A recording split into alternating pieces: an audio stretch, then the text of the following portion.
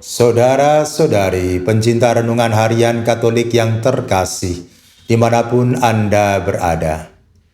Renungan harian hari ini diambil dari Injil Lukas, bab 19 ayat 1 sampai 10. Sakius adalah pemungut cukai dari kota Yeriko. Pekerjaannya sebagai pemungut cukai atau penarik pajak untuk kepentingan pemerintah Romawi membuat dia dianggap sebagai antek penjajah oleh masyarakat Yahudi saat itu. Dia bahkan dianggap sebagai pendosa karena memeras masyarakat Yahudi untuk kepentingan pemerintah Romawi dan kepentingan keluarganya. Kendati demikian, Sakius mempunyai kerinduan untuk bertemu dengan Yesus. Selama ini, dia sering mendengar ketenaran Yesus dari banyak orang. Tetapi dia belum pernah bertemu dengan Yesus.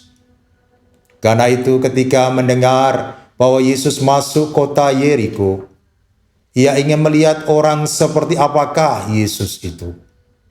Sayang, badannya pendek, sehingga dia tidak dapat melihat Yesus yang lewat di tengah kerumunan banyak orang yang menyambut kedatangannya. Namun demikian, dia tidak kehilangan akal. Dia berlari mendahului orang banyak, lalu memanjat pohon ara untuk melihat Yesus yang akan lewat di situ. Dan ternyata usahanya membuahkan hasil.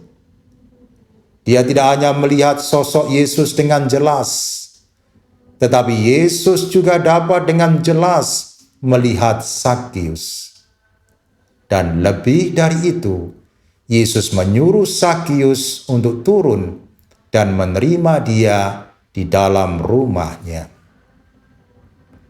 Sakius yang mendengar perkataan Yesus itu segera turun dan menerima Yesus di rumahnya dengan sukacita. Berkat perjumpaan dan kehadiran Yesus di dalam rumahnya membuat hidup Sakius berubah total. Dia yang dahulunya pelit, tidak mempedulikan orang miskin, dan hanya memperhatikan kepentingan keluarganya sendiri, sekarang mau memberikan setengah dari miliknya kepada orang miskin. Ia yang dahulu suka memeras orang, sekarang mau mengembalikan 4 kali lipat kepada mereka yang diperasnya. Hidupnya benar-benar telah berubah setelah berjumpa dan menerima Yesus di dalam rumahnya. Hari ini telah terjadi keselamatan dalam rumah Sakius. Saudara-saudariku yang terkasih di dalam Kristus, kisah Sakius ini memberikan penghiburan dan pengharapan bagi orang berdosa yang selama ini dijauhi dan diasingkan oleh masyarakat, bahwa mereka berharga dan dicintai oleh Tuhan Yesus. Kalau mereka merindukan Tuhan di dalam hidup mereka, serta mau membuka diri terhadapnya, maka Tuhan akan menemuinya dan tinggal bersamanya. Nah, kalau Tuhan sudah tinggal bersamanya, maka Tuhan tidak hanya akan mengampuni dosa-dosanya, tetapi Tuhan juga akan merajainya, membimbing, dan mengubah hidupnya menjadi baru. Dia juga akan menghadirkan keselamatan atas orang itu dan keluarganya. Semoga kita senantiasa merindukan Tuhan dan mau membuka diri terhadapnya, agar Tuhan dapat dengan leluasa membentuk dan mengubah kita menjadi ciptaannya yang baru. Amin.